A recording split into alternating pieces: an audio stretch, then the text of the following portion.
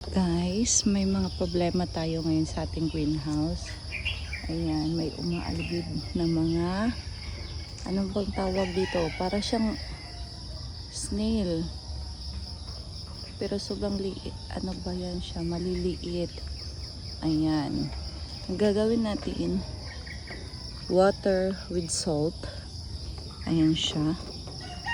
Ihuhulog lang natin dyan sa ano. Ayan. Dapat mahalo siya sa water. Okay. Pati ang snail. Maghahanap tayo ng snail.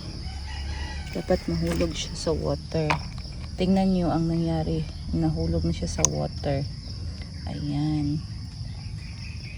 Patay na siya. Hindi siya makagalaw.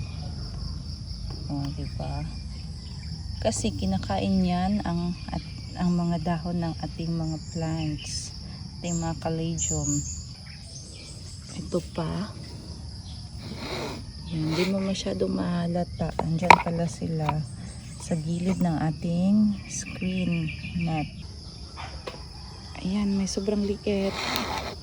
Ayan, may mga malalaki. May mga maliliit. Para silang mga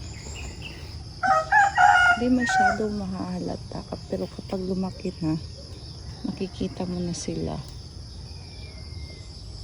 Pati snail, ganito guys, pwede natin tong ilagay dito. Hala, ba't may mga ano to? Ano to, mga anak niya? Okay, pwede natin ilagay dito sa ating water na may salt. May mga anak ang snail. Tingnan mo. Yan.